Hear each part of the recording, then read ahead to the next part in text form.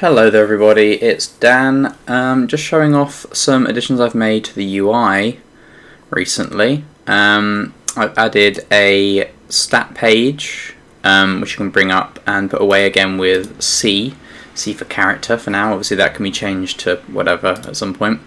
And also added a tooltip, which I will eventually, I think, make follow the mouse, but basically right now when you hover over these new ability icons here, it'll tell you what ability is bound to that and give you all the information about it.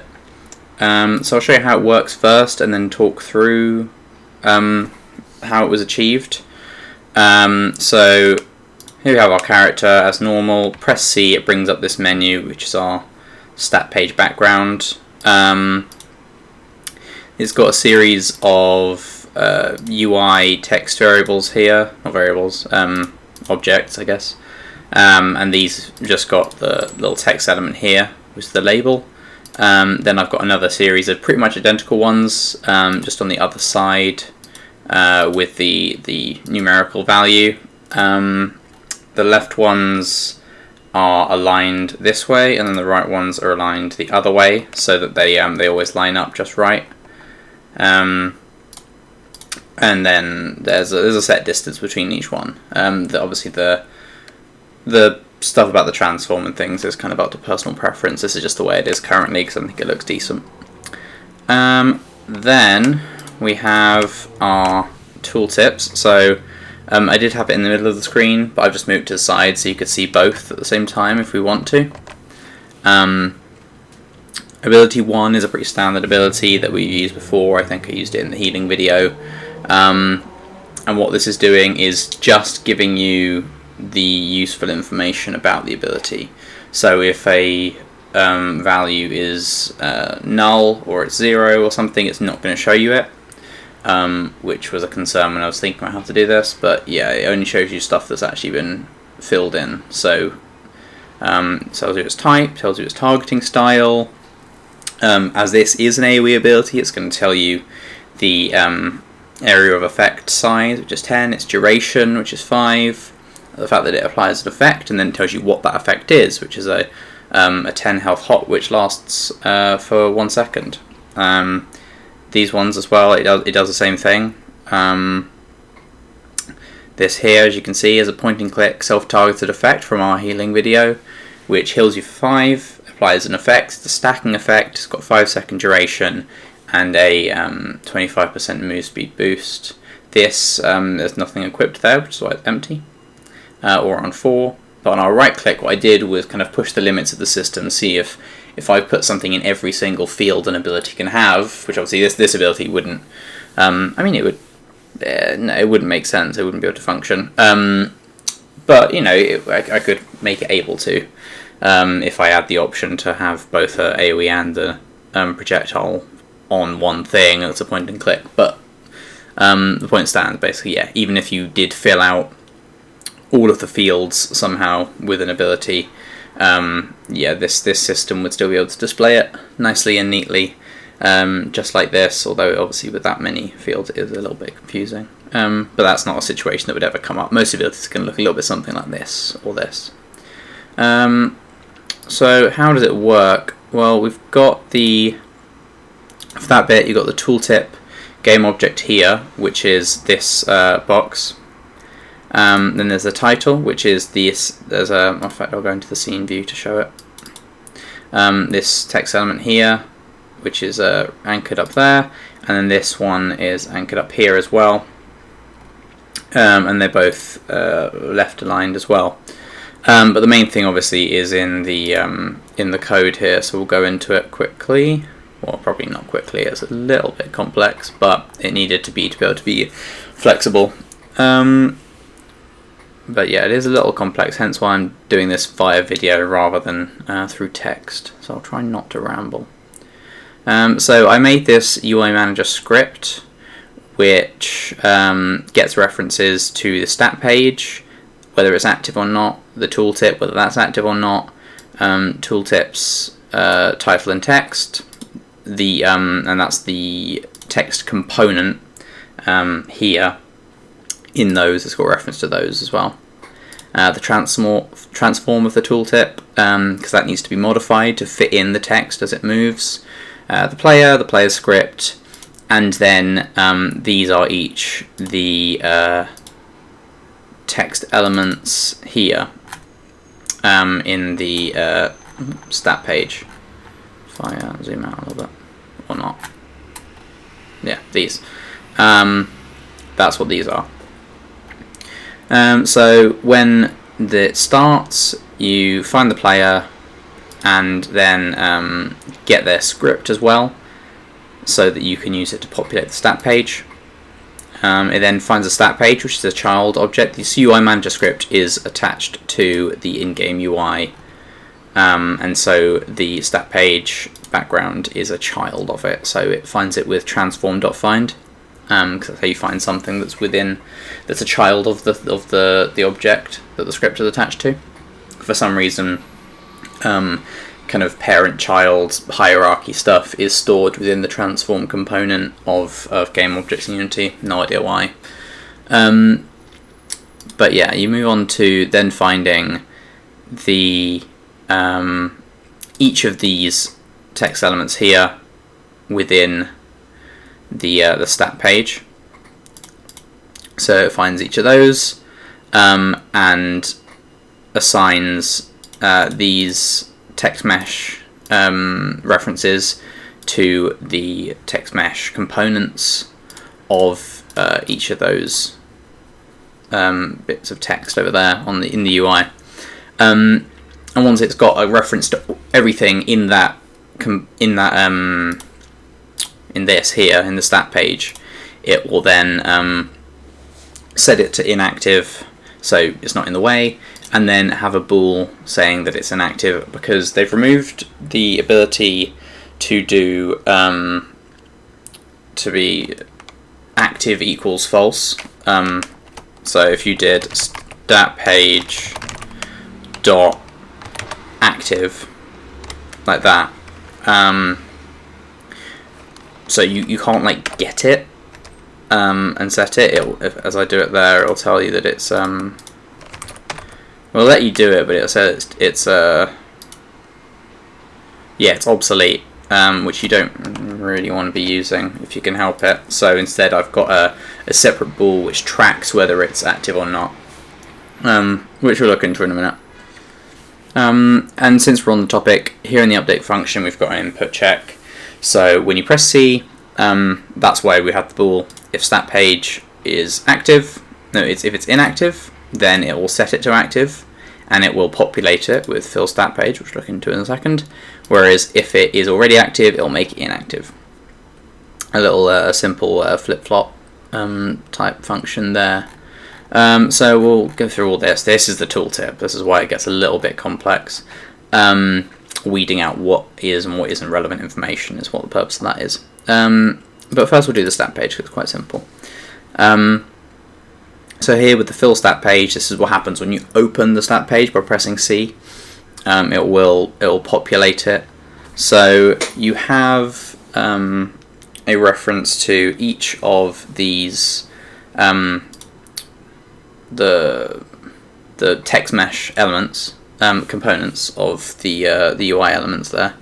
And so what it's done, what I'm doing here is saying the text in each of these. So each of these is one of those variables. One of these things is a variable, and then the text mesh component, is the variable there, and then that dot text is this this section here.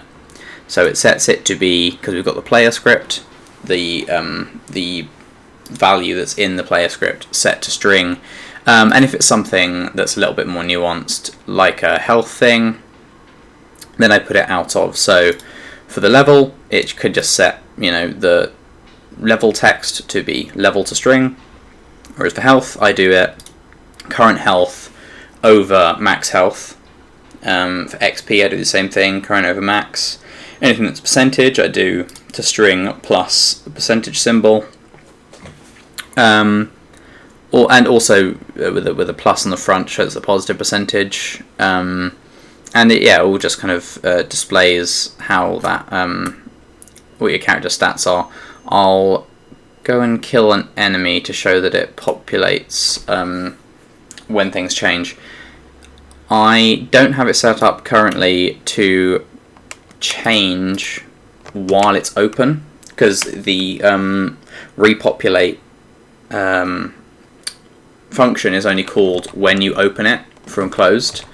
I could, and I will probably add the fact that if this does change while it's open, it will change it.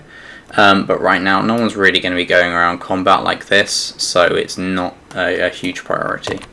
But what we are going to do is go over to this guy, hopefully kill him. If we have an ability that's able to do damage, which I don't think we do actually. We'll set up an ability to do some damage quickly. What about number 1? If we do point and click and make it targeting, point and click. So obviously this kind of stuff I have to kind of do on the fly here. But the fact that I can edit together an ability so quickly, like in the editor like this, just make an entirely new ability in a few seconds, kind of demonstrates the power of the system that we're dealing with here, because this will mean that soon enough what we'll have is an algorithm that's able to do this, and make up abilities that you would otherwise not have. It's deciding to not work for some reason.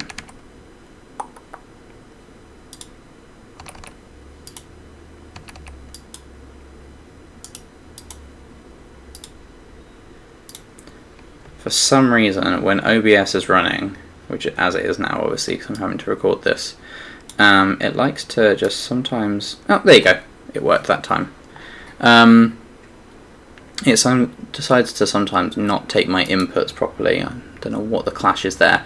But as you can see, I killed that character. I'd made them quite high level, and so I gained loads of XP, 5 levels worth of XP there for doing that, which has bumped up all my stats by a significant amount, as you can see in the editor here.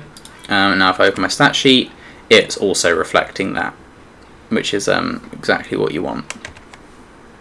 Right, now that's demonstrated, let's move on to the tricky bit, which is the tooltip. So with the tooltip, I've had to do another script as well, which is this UI icon script. So it uses the pointer enter handler and the pointer exit handler, because you need to detect mouse collisions with the hitboxes of the icons, which is a little bit strange. Oh, for both of these, you're going to want to include using Unity Engine UI. So you have a reference to the UI manager script, and we'll list that as manager. You want an integer, which is ability number, which is the number of the ability that the icon's representing, and a ball saying whether or not they're hovered. Don't think I'm using that currently, but that will be used later on for stuff like changing the color of it. So when you start, assigns the manager as GameObject.find, in-game UI, game component, UI manager script, and then on pointer enter, it manager.showTooltip, ability number, and then the revert then just calls the hide tooltip when on pointer exit. So we have our show and hide tooltip. So this is the show tooltip function, which doesn't just show it, obviously it populates it too, and then our hide one kind of resets it to its normal size, and sets active to false as well. Now why is it passing a number? It's passing a number because that's what informs the title of the tooltip, and also what is used to find which ability to take the stats from. So if we actually look at our icons, they are an image, but they also have a box collider and the UI icon script. and each of them has the ability number that they're attached to. So the one that says 1 on it has ability number 1, 2, 3, 4, and 0.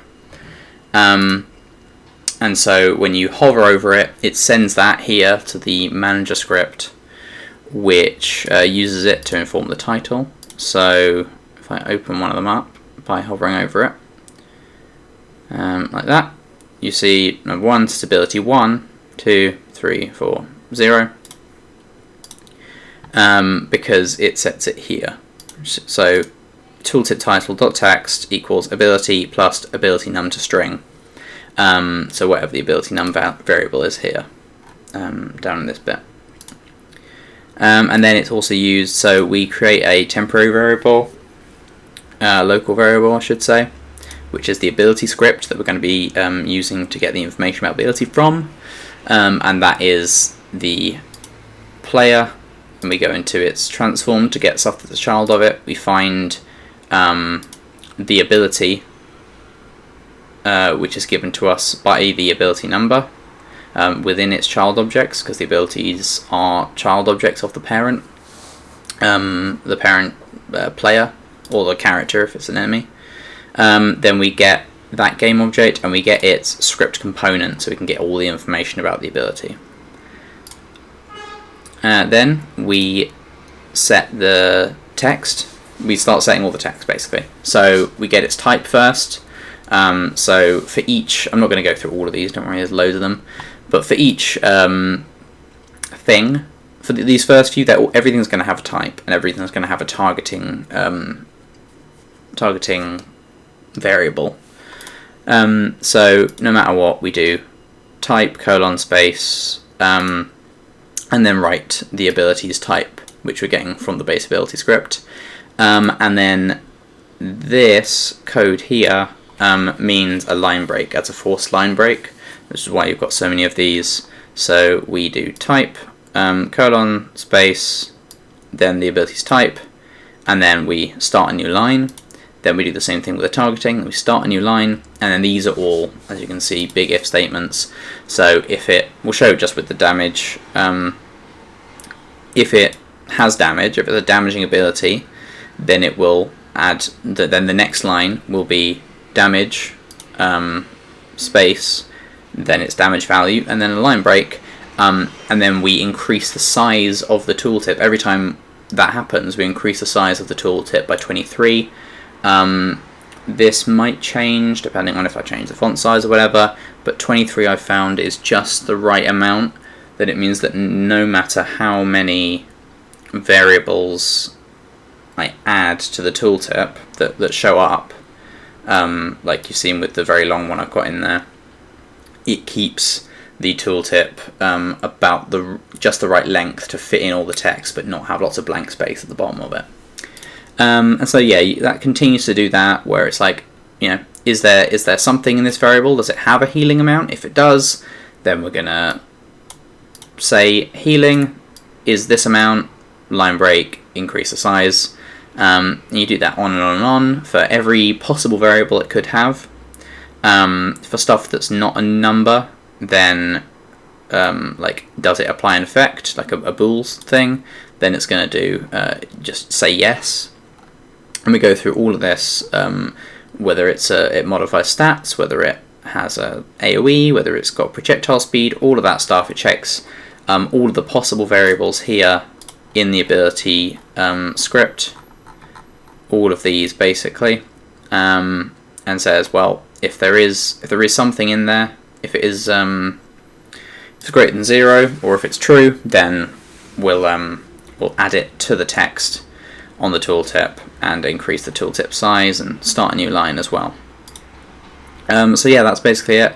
As I said, also when you then close the tooltip, it returns back down to 95, which is the starting size, which is, you know, just enough to fit in the first 2 lines that we're going to fill in there. So yeah, that's pretty much it. That is the new UI in action. Obviously, it's quite bare bones, quite simple, not especially pretty currently. I'm gonna keep it pretty minimal in general. But right now we're just working on the functionality, and what I think we've got here is a very functional, very useful bit of UI, which gives the player loads of really important information, which is vital in a game like this, because you want to be able to progress your character how you want to progress them, and to be able to do that you need information about them and their abilities and all that kind of stuff. So yeah, there you have it. A long-winded ramble about how and why I've implemented these UI elements.